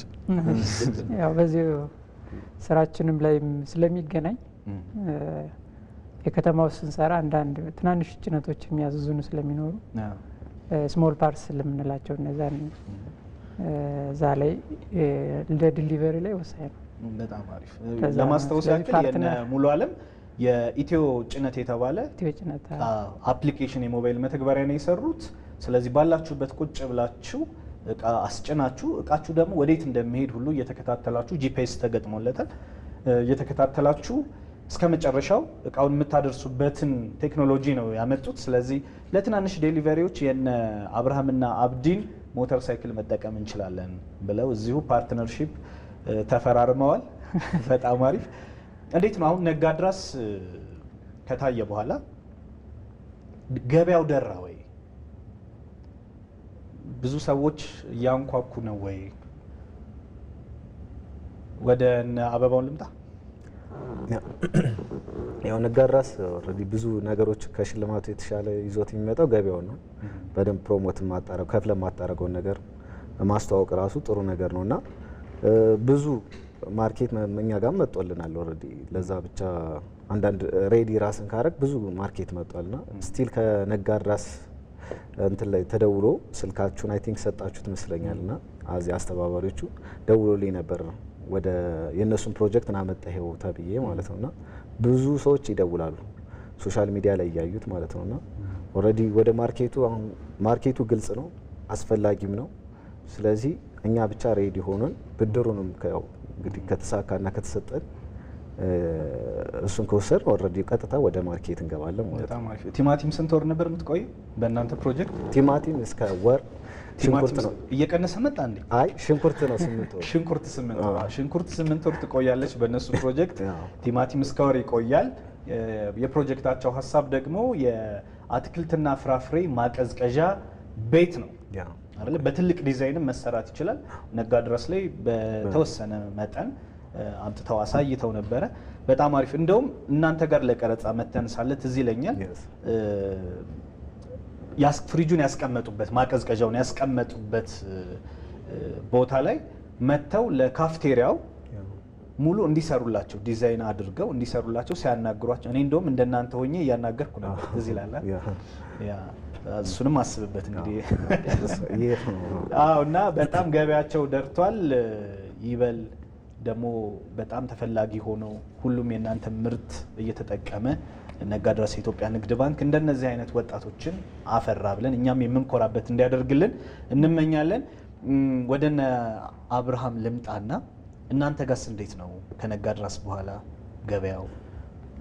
ኦሬዲ በስቷል። አሁን ትእዛዝ እየተቀበልን ነው የምንገኘው። እኔ ጋርም አብዲ ጋርም እየደወሉ ነውና አሁን ሰሞን ሲጀመር ከአብሪካ ህብረተሰብ ብዙ ሞተር እንፈልጋለን ምናምን እያሉ ነበሩና አንድ ሁለት የተቀበልነው በጣም በስቷል። አሁን ሲጀመር እና ወደ 260 ምናምን እየተጠጋ ነውና እዛ ውስጥ ደግሞ እኛ አሁን በቃ ታውቃለህ ስታስብ ምናምን የአካል ጉዳተኛ ምናምን እንሰራለን። የአካል ጉዳተኞች የሚነዱ ለነሱ ምናምን እዛ ነጋድራስ መጀመሪያ ዙላ ተናግሬ ነበርና እንደዛ ለአካል ጉዳተኛ ምን እንሰራለን ምናምን ብዬ ቪዲዮ ተለቆ ነበርና እሱን ያዩት አካል ጉዳተኞች እኛ እኮ እንፈልጋለን ስልካችሁ ምናምን ብሎ እዛ ስር ጽፎ ምናምን አይቻሉና ደውሎ እኔ ጋም ቶሎ ወደ ገባ አውጡልን ምናምን እያሉ በቃ እያስቸገሩ ነውና በዚሁ እኛ ለመስራት 100% ዝግጅቱን ጨርሰናል እና የሚያስፈልገው እቃንም ደግሞ እያሟላው ነው የምንገኘውና አሁንም ለመስራት ቀጣይ ሳምንት ልንገባበት ነበር። ወይ ስራ ትንሽ ያጋጠመን ችግር የቦታ ችግር ነው እና እዚህ ላይም ትንሽ የሆነ እንትን እዚህ ላይ አስቦ ምናምን የሆነ ቦታ ነገር ብናገኝ እና ይሄ እንትኑ ፈጠን ቢልን አሪፍ ነበር። የኢትዮጵያ ንግድ ባንክ አሁን ሽልማቱን አግኝተናል። 1 ሚሊዮን ገብቶልናልና አሁን ደግሞ 10 ሚሊዮን ብድሩን እሱ ደግሞ ፈጠን ብሎ እኛ ጋር ብድር ታሪፍ ነበር እና ያለፈው አመት ልጆቹን አግኝቼ ነበር አናግሬ ነበር። አንድ ልጅ እዚህ ማረሻ የሆነ እንትን ይሰራልኝና አናግሬ ነበር። ከዚህ በፊት እዚህ ያሸነፈው ፕሮሰስ ላይ ነው አለ ብድሩን ለመውሰድና እንደዚህ እንዳይቆይብን ቶሎ ፈጠን ቢልብን አሪፍ ነውና ማለት ፈልጌ ነው። በዚህ ቶሎ ፈጠን ቢያደርጉልን አሪፍ ነውና እንደናንተ እንትን ይወሰናል። በነገራችሁ ላይ ያው ባንክ የራሱ ደግሞ ስርዓት አለው። ብዙ ነገር እዚህ ወድቆላችኋል፣ አትጠየቁም። ሶ በእናንተ ፍጥነት ልክ የምትጠየቋቸውን ነገሮች በሙሉ እያስገባችሁ ፕሮሲጀር ስላለው የባንክ ሲስተም ያለ ማስያዣ ቢሆንም ስለዚህ በዛ ፍጥነት ሄዳችሁ እሱን ወስዳችሁ ወደ ገበያ በቶሎ እንድትቀላቀሉ እኛም እንመኝላችኋለን። በጣም በተለይ ለአካል ጉዳተኞች የሚሰጠው ፋይዳ ቀላል አይደለም። ምክንያቱም በጣም በውድ ነው ከውጭ የሚመጣው እንደምታውቁት ተሽከርካሪዎች የሉምና ትልቅ ችግር ነው የምትፈቱት። ስለዚህ በቅርቡ ወደ ገበያ መጣን ብሏቸዋል። አዎ መጣን። አሁን በቅርቡ ጀመራ ልንሰራልን ጀምሩ ነው። በቅርቡና ከአንድ ወር የማይበልጥ ጊዜ ውስጥ ወደ ገበያ እንመጣለንና እናሳውቃችኋለን ማለት ነው በቅርቡ። በጣም አሪፍ። እስኪ በመጨረሻ እንሙላለን። ያው እኛም ከነጋ አክቹአሊ እኛ ወደ ስራ የገባ ነው ነጋድራስ ፋይናል እንትን ስንል ጀምረ ከፍሪ ፕላን ወደ ስራው ላይ እንትን አረግን ማለት መጀመሪያ በፍሪ ነበር። ያው ፕላትፎርም ስለሆነ ሰው እንዲለምድ በሚል ነበር የምንሰራውና ስራዎች አሉ እየሰራን ያለው። ሌላው ደግሞ የኢንቨስትመንት ኦፈር ነው። ከአሜሪካ የሚኖር አንድ ኢንቨስትመንት ኦፈር አለ። እሱ ዲል እያደረገ ፕሮሰስ እየተነጋገርን ነው። ኦልሞስት ወደ መጨረሻው አካባቢ ደርሰናል። እንግዲህ ከተፈጸመልን እሱ ደግሞ ሞር ይበልጥ እንትን ያደርግልናል ማለት ነው። አሁንም በኦፕሬሽኖች ላይ ነው ያለ ነው። ስራዎችን እየሰራን ያለ ነው። በጣም አሪፍ። እናንተማ ሼርም ሁሉ ሸጣችኋል እኮ አይደል? ለአቶ ፍጹም ለዳኛችን ዲስከስ እንትን አድርገናል፣ ተገናኝተናል ባለፈው። በጣም አሪፍ። ከውድድሩ በኋላ አውርተን ስለ አንዳንድ ኦንጎይንግ ያሉት ነገሮች ተነጋግራችኋል። በጣም አሪፍ ተመልካቾቻችን። ስለዚህ በስራ ላይ ነው ያሉት። በነጋድራስ የኢትዮጵያ ንግድ ባንክ የስራ ፈጠራ ውድድር ምክንያት ደግሞ ገበያው ደርቷል። በቅርቡ ሁሉም ተወዳዳሪዎች እጃቸው ላይ መነሻ ካፒታላቸውን ኢንጂነር ቢጃይ ናይከር ብዙ ጊዜ እንደሚለው ዘሩን ይዘዋል። ዘሩ አይበላም። ዘሩ ግን ብዙ አምጥቶ ብዙ አምርቶ ለሁሉ የሚሆን ነገር ይዞ ይመጣል። ስለዚህ እነዚህ ተወዳዳሪዎቻችን የነበሩ አሁን አሸናፊዎቻችን ችግሩን የሚፈታ መፍትሄ ይዘው በቅርቡ ገበያውን ይቀላቀላሉ።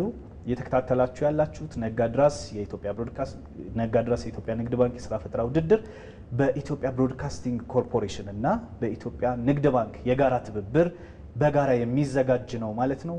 ማስታወቂያ ተከታትለን ተመልሰን እንገናኝ።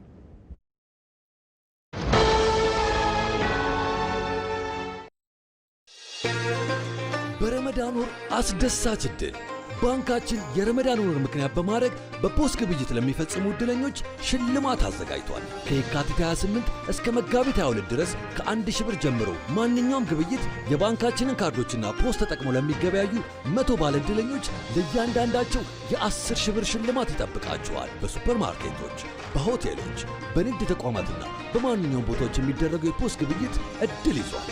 ግብይቶን በኢትዮጵያ ንግድ ባንክ ፖስ ያደርጉ፣ 10,000 ብር ይሸለሙ። የረመዳን ግብይት በሽልማት ይደምቃል። ረመዳን ሙባረክ። የኢትዮጵያ ንግድ ባንክ ሁሌም የሚተማመኑበት ባንክ።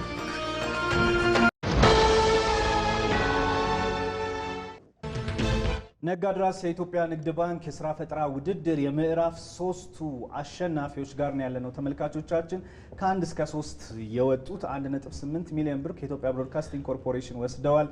ያለ ማስያዣ የሚሰጥ ብድር ከኢትዮጵያ ንግድ ባንክ 10 ሚሊዮን ብር እያንዳንዱ እንዲሁ ይወስዳሉ።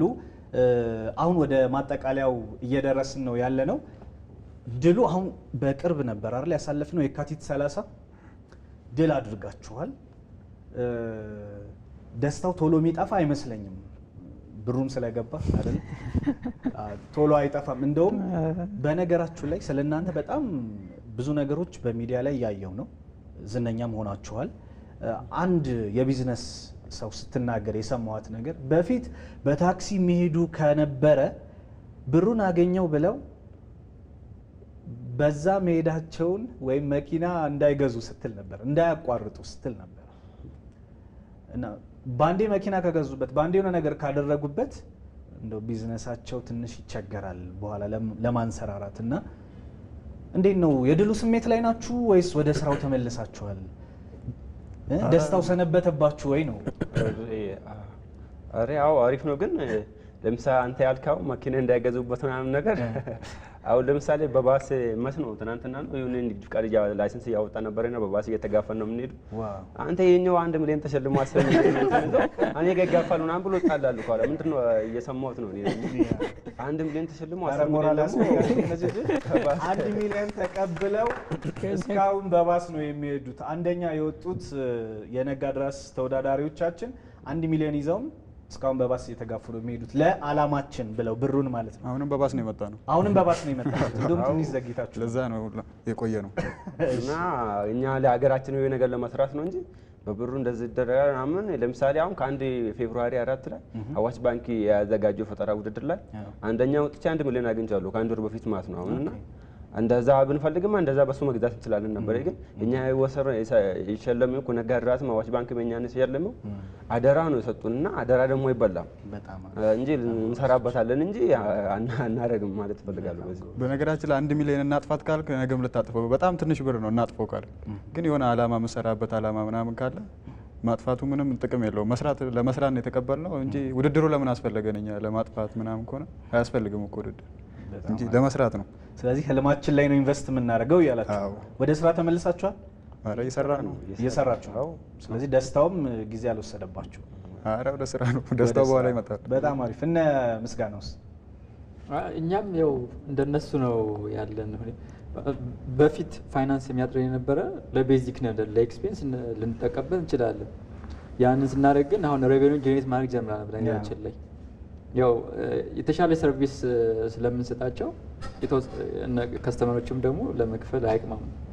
በዚህ አጋጣሚ የኛን ፕላትፎርም የኛን ሰርቪስ የሚጠቀሙ ደንበኞቻችን እናመሰግናለን በጣም አድርገን ማለት ነው። እንደዛ ነው፣ ለስራ ነው የምንጠቀምበት። ከዛ ውጭ የሆነ ነገር ላይ አንጠቀምበትም። ምክንያቱም እኛ ስራችን ለማሳደግ የተሻለ ሌቭል ለማድረስ ነው። ኢቭን ሼራችንም የምንሸጠው ለዛ እስከሆነ ድረስ ላይክ ኤክስፔንስ ማኔጅመንት ላይ ጠበቅ ያልን ማለት ነው። እኛ በጣም አሪፍ። ወደ ስራ ተመለሳችሁ ወይስ እስካሁን ከግማሽ ሚሊዮኑ ጋር እየተደሰታችሁ ነው? ወዲያው ነው በነጋታው ነው ወደ ስራ የገባችሁ? ኦፕሬሽን ነበረን፣ እሱን ስንከታተል እንትን ስል ነበር የነበረው ማለት ነው። ወደ ስራ ተመለሳችሁ? እንደው ነገሩን ለማወቅ ነው እንጂ ጊዜ ወስዳችሁ ብትደሰቱም አንቃወም። በነገራችን እንደው ያላችሁበትን ሁኔታ ለማወቅ ነው። እሺ አበባው ኦልሬዲ ይሄ አሁን ለምሳሌ ገንዘብ እንደዚህ አይነት ሽልማት ሲመጣ እኔ የማስበው ለድርጅቱ ነው። ኦልሬዲ የኛ አውድ የሚባል ድርጅት አለና ስለዚህ ማንኛውም ነገር ሲመጣ ለድርጅቱ ነው። ፐርሰናሊ የምንጠቀመው ነገር የለምና ይሄ ደግሞ አደራ ነው። ምንድነው ይሄን ሀሳብ ለማህበረሰቡ አወርደህ አሳየን ተብሎ የተሰጠ ገንዘብ ነውና ይህንን ደግሞ ገንዘብ ለሌላ ነገር መዋል እንደኛ እንደ ስራ ፈጣሪዎችን ተገቢም አይደለምና ስለዚህ ቀጥታ ወደ ስራ ነው የምንገባው ማለት ነው። ሌላ ይሄ አንደኛውን ሰክሰስ አገኘን፣ ልክ አሁንም ቀጣይ ሰክሰሶችን እያሳካን ይሄን ልክ ይሄን አንድ እንደ ሰክሰስ እንዳገኘን ሰው እንረዳው ማለት ነው። በጣም አሪፍ። እንደው እንደማጠቃለያ ብዙ የስራ ሀሳብ ያላቸው ሰዎች ይኖራሉ እና ለነሱ እንደው አንዳንድ ከናንተ ስኬታማ ከሆናችሁ ከስራ ፈጣሪዎች ገና ጀማሪዎች ናችሁ፣ እናንተም ህልማችሁ ላይ ኢንቨስት ማድረግ ጀምራችኋል። ነገ በጣም ትልልቅ ካምፓኒዎች እንደሚኖራችሁ ተስፋ አደርጋለሁ። ነጋድራስም ተስፋ ያደርጋል።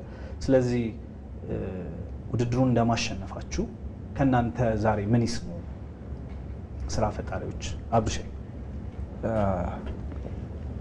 ሰው የለፋ ነገር ያገኛል ይባላል።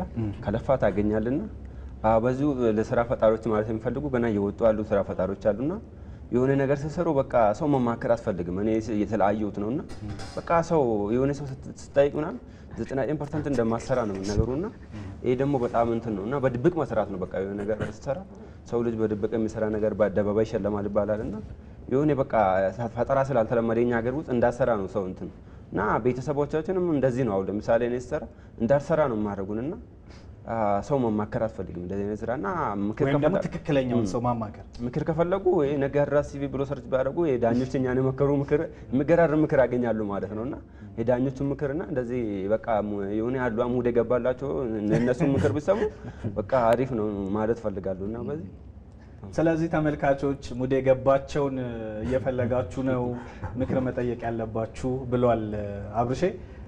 አዎ ምክር መጠየቅ በእርግጥ ወሳኝ ነገር ነው አይደል? ክፍተትን የሚሞላ ነው፣ ግን ደግሞ የሚገባቸውን ሰዎች መለየቱ አንዱ ሂደት ነው። አብዲ እኔ እንኳን መጀመሪያ የሚያስፈልግ ድፍረት ነው ለስራ ፈጣሪ። ከስር ለሚወጡት ድፍረት ከሌለ ምንም ነገር አሰራም። ድፍረት ያስፈልጋል። እኔ አንድ ነገር ደስ የሚለኝ ምን እንደሆነ ታውቃለህ? የሚያጣጥሉ ሰዎች ደስ ይለኛል። እኔ የሆነ ነገር እየሰራ ይሄ እንደዚህ ይሄ እኮ ምንም አይደለም ምናምን የሚል ሰው ደስ ይለኛል። ምክንያቱም ያን ነገር ደፍረ ሰርተ የሆነ ቦታ ከደረስክ እሱ እዛው የሌላ ሰው እያጣጠለ ነው የምታገኘው። እዛው ረግጠው ትሄዳለህ እሱን ማለት ነው። እና ስራ ፈጣሪዎች ከደፈሩ የትም ቦታ ይደርሳሉ። እና ቤተሰብ ደግሞ የሚያስቆሙ አሉ። የሆነ ነገር ስታደርግ ዲቪዲ ስታበላሽ ምናምን አሁን ይቆጣዋል፣ ምን ይለዋል። ግን ያ ልጅ የሆነ ቦታ ይደርሳል እንደዛ አድርጎና አደፋፍሯቸው ነው በቃ ቤተሰብም ይሄን ነገር አከልክሏቸው ያርጉ የሚያደርጉትንና ይሄን ነው ማለት እንፈልግ። በጣም አሪፍ። ስለዚህ ብር ይዛችሁም ቁጭ ያላችሁ ስራ ፈጣሪዎች ካላችሁ አውጡት፣ አትፍሩ፣ ድፈሩ። ግን ካልኩሌቲቭ የሆነ ሪስክ ውሰዱ ነው። አሪፍ ምስጋና ነው። እኔ ከነሱ የተለየ ሀሳብ የለኝም። ግን አሁን ማማከሪ ላይ ያስፈልጋል ባይ ነኝ። ግን ኢንሳይት የሚፈልጉትን ላይ ብቻ ቢያማክሩ የተሻለ ነው። ለዛው የሚያማክሩትን ሰው ፕሮፌሽናል የሆነ ሰው ቢሆን ጥሩ ነው። ላይክ ጓደኛ አቅራቢያ ያለ ምናምን ብዙ እውቀት የሌለው ስለዛ ከፈጣሪው በላይ የማያውቅ ከሆነ እሱ ማማከሩ ጉዳቱ ሌላ ነገር ነው። ምክንያቱም ወደ ውስጥ የተወሰነ ፐርሰንትም ቢሆን ወደ ውስጥ እናስገባዋለን ከምክሩ ማለት አማካሪ ያስፈልጋል ባይ ነኝ። እነዚያ ፕሮፌሽናሎችን ማግኘት ተገቢ ነው። ሌላ ያው ማለት መጀመር ወሳኝ ነው። መጀመር ከዛ በሂደትም ቢሆን ጥሩ ስራ ይዞ መምጣት ላይክ የሆነ እድሎችን ብቻ ለመጠቀም ሳይሆን ኢምፓክት ለመፍጠር መምጣት፣ በትክክል የሰራውን ደግሞ ወደ ገበያ ወደ ሰዎች ወደ ከስተመሮች ማቅረብ እሱ አስፈላጊ ነው። ምክንያቱም ከስተመሮች የማይጠቀሙለት የማያዩት ከሆነ አሁን የእኛን ፕላትፎርም ብዙ ጊዜ ነው የፈጀንበት፣ ግን አሁን ላይ በኩራት ነው አገልግሎት እየሰጠን ያለ ነው ማለት ነው። ስለዚህ መጀመሪያ ያስፈልጋል። ጥራት ያለው ስራ እዞ መምጣት ያስፈልጋል። በዚሁ አጋጣሚ ሙሌ ቴንኪዩ ማለት እፈልጋለሁ። ምክንያቱም ብዙ ነገሮችን እሱ ነው የሚሰራቸው ላይክ ፕላትፎርሙ ላይ ማለት ነው። ከእኛም የምንሰጠውን ፊድባክ ከሱ ጋር ያለውን አድርጎ በደንብ ከስተመር ቤዝ አድርገን ሰርተ ነው። ወንድሙን እያመሰገነ ግድ ነው እንዴ የሰራ መመስገን አለበት ባይ ነው። ይሄን ይመስላል። ጀምሩ፣ አሪፍ ስራ ይዘው ይምጡ። ከዛ ከስተመሮቹ ጋር ይድረሱ። ከዛ የከስተመሮቹን ፊድባክ እኛ መልሰን መላልሰን ነው እንትን ያደረግ ነው ዲቨሎፕ ያደረግ ነው። እንጠይቃለን፣ አገልግሎት እንሰጣለን። ከዛ አልተመቸንም፣ ይሄን ቀይሩ፣ ይሄን ጨምሩልን ጥራቱን ለማሳደግ ጥራቱን በቃ አሁን በቃ ገራሚ ነው። በጣም ገራሚ ነገር ነው ይዛቸው የመጣችሁት ነው የሚሉ በጣም አሪፍ እነሱን ቤት አድርገን ስለመጣን ነው እንደዛ ማለት የቻሉት። ይሄን ነው ማለት የምንፈልገው። በጣም አሪፍ። መጀመር የምትለዋን ጽንሰ ሀሳብ ለማጉላት ያክል አንድ ጨዋታ ላጫውታችሁና እየጨረስን ስለሆነ ጥያቄ ነው የምጠይቃችሁ። 3 አሳዎች ውሃ ዳር አሉ። 3 አሳዎች ውሃ ዳር አሉ። ከ3ቱ አሳዎች አንደኛው አሳ ቀላል ሂሳብ ነው፣ በጣም ቀላል ነው፣ ግን ፍጥነት ይፈልጋል ለመመለስ። ከ3ቱ አሳ አንደኛው አሳ ወደ ውሃ ውስጥ ለመግባት ወሰነ። ዳር ላይ ስንት ቀሩ? አብሽ 2። እሺ ሙሌ 3 እንዴት? አይ ያኛው አልገባም እንጂ መግባት አልገባም እኮ ጋር አይደል? ወሰነ እንጂ አልገባም አይደል? ወስናችሁ ቢዝነስ ልትጀምሩ ፈልጋችሁ ወደ ውሃው ያልገባችሁ ወደ ቢዝነሱ ዓለም ያልተቀላቀላችሁ ጀምሩ የሚለውን መልእክት ከምስጋናው እንይዛለን። ወደ አንተ እንምጣ ደግሞ። እሺ እኔ አሁንም ቢሆን ስራ አይዲያ ላላቸው የምመክረው 3 ነገሮችን መምከር እፈልጋለሁ፣ ወይም ካለፍኩበት ኤክስፔሪንስ አንጻር። አንደኛ የስራቸውን በምንም ታምር ቢሆን እነሱ ካመኑበት መጀመር አለባቸው። ራሳቸው ማመን፣ ራሳቸው አምነው፣ ሌላው ደግሞ ካፒታል ወይም ደግሞ ገንዘብ ከየት አመጣለሁ ብለው ብዙ ማሰብ አይጠበቅባቸው። ምክንያቱም ስራቸው እየሰሩ አሪፍ ስራ ወይም ጥሩ የሆነ ስራ ከሆነ በራሱ ጊዜ የሆነ ሰዓት ላይ ማግኘታቸው ስለማይቀር ማለት ነው። እኛ ስንጀምር ገንዘብ የለንም፣ የቢሮ ሁላ የምንከፍለው የለንም ነበር። ስለዚህ በዛ ወይ ይሄዳል። ሌላው ደግሞ ሲሰሩ ምንድነው ኮንሲስተንሲ ሊኖራቸው ይገባል። አብዛኞቻችን ኮንሲስተንሲ የለንም። ያን የምንሰራውን ስራ ተክተን ሌት ተቀን መስራት አለብን ማለት ነው። ጊዜ መስጠት አለብን። ጊዜያችንን እዛ ላይ ማሳለፍ መቻል አለብን ማለት ነው። ይሄን ነው ማለት እንፈልጋለን። በጣም አሪፍ። አበባው እኔ የምለው አይ ቲንክ በአብዛኛው ብሎታል። ስለዚህ አንደኛው ኮሚትመንት ነው የሚያስፈልገው። መጀመሪያ አንተ ታምንበታለህ ይሄ ነው በስራው። ይሄ አሁን ለምሳሌ ውድድር ላይ ማሸነፍ አይደለም እንዳልኩ ቅድም ገበያ ላይ ገብቶ ሲያሸንፍ ነው ሁሉም እንጂ እኛ አሸናፊዎች የምንባለው። ይህንን መውሰድ ሜቢ አሸናፊ የምትለው ነገር አይደለም። ገበያ ላይ ገብተህ የህብረተሰቡን ችግር ሲፈታ ያኔ አሸነፈ ይባላል። እና ስለዚህ ብዙ ጊዜ ስታርታፖች ገንዘብ ነው የሚያስቸግራቸው እና ብዙ ጊዜ ደግሞ ለስታርታፖች አሁን የሚመክለው አዲስ መንግስትም ኢኮሲስተሙ በደንብ እያሻሻለው ነው። ለስታርታፖች የሆነ ብድርም እንዲመቻች ፖሊሲ እየቀረጸ ነው እና ስለዚህ ጥሩ የሆነ ፕላትፎርም እየመጣ ነው ማለት ነው። ስለዚህ በስራችሁ ተማምናችሁ ቢዝነስ ባለቤቱ ነው የሚመስለው ይባላል እና ስለዚህ ራስ ነው ካምፓኒን የምታቆመው። ቀዳዳ ፈልገህ ገንዘብ ማምጣት እንዴት እንዳለብህ ራስ ነው ማወቅ ያለብህና ስለዚህ ኮሚትመንትና ኮንሲስታንሲ ወይም ጽናት የምንለው አንድ ኢኖቬተር ሊኖረው ይገባል ማለት ነው። በጣም አሪፍ። ሁላችሁንም እጅግ አድርገን እናመሰግናለን። የነጋድራስ የአሸናፊዎች ጨዋታን ነው እየተከታተላችሁ የቆያችሁት። እስኪ ለራሳችሁ አንድ ጊዜ ሞቅ ያለ ያ በጣም ይገባቸዋል። እነዚህ ወጣቶች ስራ ፈጣሪዎች ቤተሰቦቻቸውን ያኮሩ ናቸው፣ ሀገርን ያኮሩ ናቸው። ከዛም በዘለለ ደግሞ ውስጣቸው ላለው ነጋቸው ቆርጠው ተነስተው የራሳቸውንም ጥማት ጭምር ያረኩ ናቸው። ክብር ይገባቸዋል። በቀጣይ ወደ ገበያው ተቀላቅለው የህብረተሰቡን የማህበረሰቡን ችግር በተለያየ ዘርፍ ላይ ነው ያሉት፣ ይፈታሉ። እነዚህ ብቻ አይደሉም። 4ኛም 5ኛም የወጡት ተወዳዳሪዎቻችን አሉ። እነ ዶክተር ደሳለው እና አምሳሉ መኮንን አሉ። እነሱም ትልቅ የማህበረሰቡን ችግር የሚፈታ የፕሮጀክት ሀሳብ ነው ያላቸው። ሁላችሁም ወደ ገበያው ተቀላቅላችሁ ችግር ፈቺ ሆናችሁ እንድትገኙ እንመኛለን። እየተከታተላችሁት የነበረው ነጋድራስ የኢትዮጵያ ንግድ ባንክ የስራ ፈጠራ ውድድር የምዕራፍ 3ቱ አሸናፊዎች ጋር የነበረንን የድል ቆይታቸውን የምናስታውስበት የጨዋታ ጊዜ ነበረ። አብራችሁን ስለነበራችሁ እጅግ አመሰገንኩኝ። አቤል ኃይለስላሴ አብሬያችሁ ቆየው። በሚቀጥለው ጊዜ እስከምንገናኝ ድረስ ምዕራፍ 4ቱ እየደረሰ ነው። በነገራችን ላይ በምዕራፍ 4 በቅርብ ቀን እስከምንገናኝ ድረስ ጊዜው የማሰብ የመመራመር የመፍጠር እንዲሆንላችሁ ተመኘው። ቸር ቆዩልን።